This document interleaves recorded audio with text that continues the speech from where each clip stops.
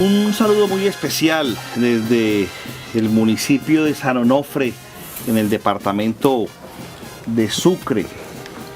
Nos encontramos en la casa del señor Policarpo Luna Valero, un referente campesino luchador de 85 años que se reconoce como afro y perteneciente en su momento, desde los años 40, a la organización campesina ANUC, la línea Sincelejo.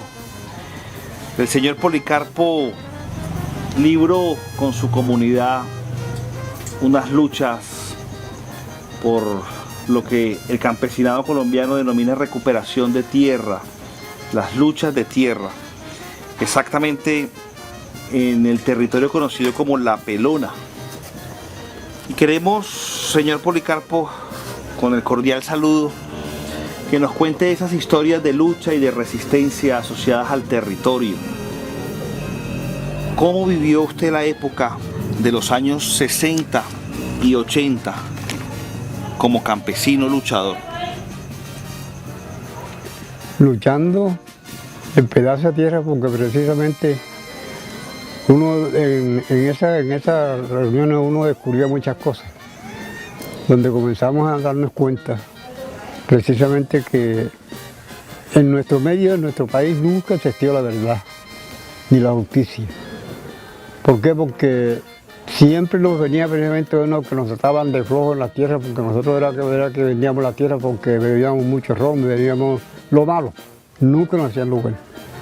Y no nos daban cuenta precisamente que es que aquí nunca vio lo que es libertad. Siempre dependemos de otros.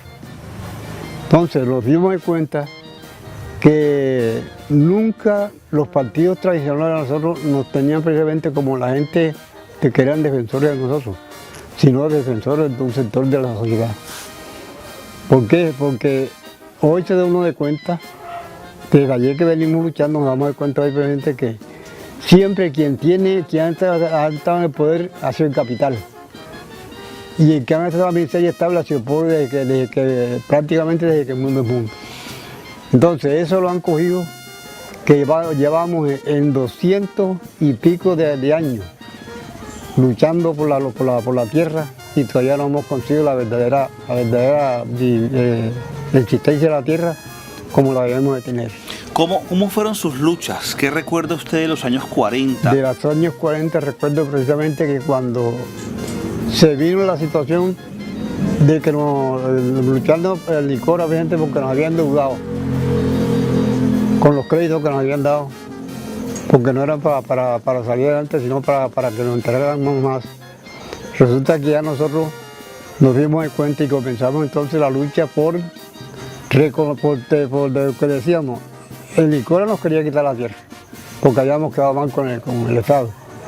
Entonces nosotros decíamos, bueno, aquí esta tierra mejor la repartimos, así salgamos a media tarea cada uno, con el que quiere luchar la tierra con nosotros, pero no se la damos el licor.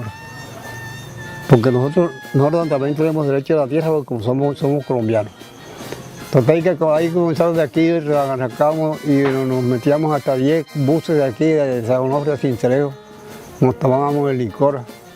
Y allá nos ayudaban a resolver los problemas hasta que por lo menos venían aquí. Se llegaban momentos que venía aquí la policía, venían los funcionarios. ¿Eso ya fue en los años 60? Sí, de ahí para adelante.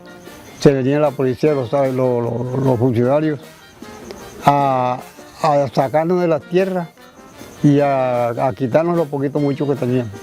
Y dábamos la pelea ya, siempre dialogando, porque nunca usamos un machete, nunca usamos un revólver ni una escopeta para pelear con armas. Nosotros teníamos apenas el machete que teníamos, salíamos del trabajo y veníamos para la reunión. Esa fue una lucha y así nos aguantamos hasta que ya nos pusimos entonces los politiqueros.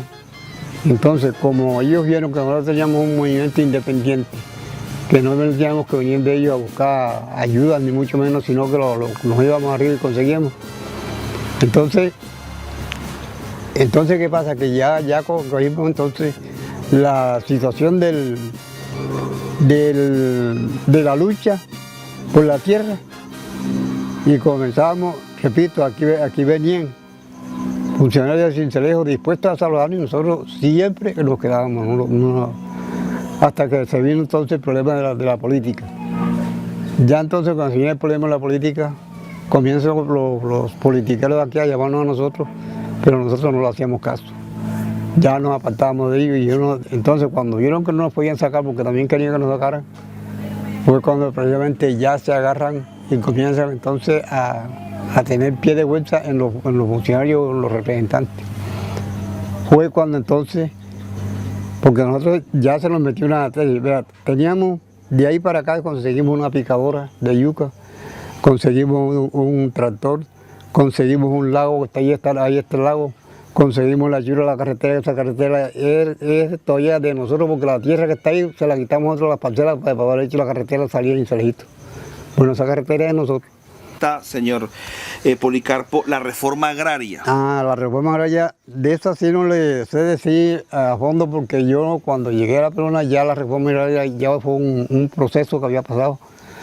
Pero la reforma agraria no la hicieron nunca y no la podían hacer. ¿Por qué? Porque si hacían reforma agraria tenía que uno que darle la tierra gratuitamente, tenían que darnos todos los insumos y todo lo que necesitaba realmente para producir la tierra. Y eso no lo dio al gobierno, ¿por qué? Porque como éramos esclavos del gobierno, que nos ponían a trabajar y no nos pagaban lo que verdaderamente ganábamos, así que por eso, donde más precisamente nos cogieron la pugna y comenzaron a presionarnos hasta que tuvimos que salir de la Perona. En esas luchas de los 60 a 80, ¿qué recuerda de la organización estratégica para tomarse la tierra o para recuperar la tierra, para entrar y para salir? ¿Cómo se organizaban? Bueno, nos organizábamos, por decir algo, bueno, en tal tiempo vamos a hacer una toma de tierra. Y llegábamos y comenzábamos a orientar y a capacitar a la gente, a orientar y a capacitar. Y decíamos, bueno, tal día. Entonces íbamos poniendo, de nosotros mismos íbamos poniendo los aportes probablemente para comprar el alimento y esa vaina probablemente para tomar la tierra. No le pedíamos a ninguno. Así hacíamos cuando estábamos en la tierra, se presentaba, digamos, el ejército o la policía sacando. Pero nosotros fuimos tan de buena presente que en nuestra organización que teníamos nosotros, nunca salió un compañero golpeado, ni un compañero. ¿Por qué? Porque nosotros usábamos la cabeza precisamente para luchar. No usábamos ninguna clase de arma. Entonces, por eso fue una organización que precisamente le pusieron el ojo a ella, porque lo que nosotros decíamos, esto, ahí moríamos porque para eso era la organización. La organización era la escritura, la madre de la lucha que teníamos. ¿Cómo se vivía la estructura familiar, por ejemplo, la función de la mujer, de los niños en esas tomas de tierra? También la mujer aportaba en hacer el alimento. Los niños en el hogar, porque como eran niños estaban en el hogar, así que las compañeras eran las que por lo menos hacían los alimentos a nosotros. Y en eso aportaban, ¿por qué? Porque también estaban organizadas también los niños también. Bien, bueno, el Instituto Colombiano de Reforma Agraria, el INCORA, ¿qué significó para usted? ¿Hubo mucha tensión en esa relación con el INCORA? Sí, de parte del gobierno, sí.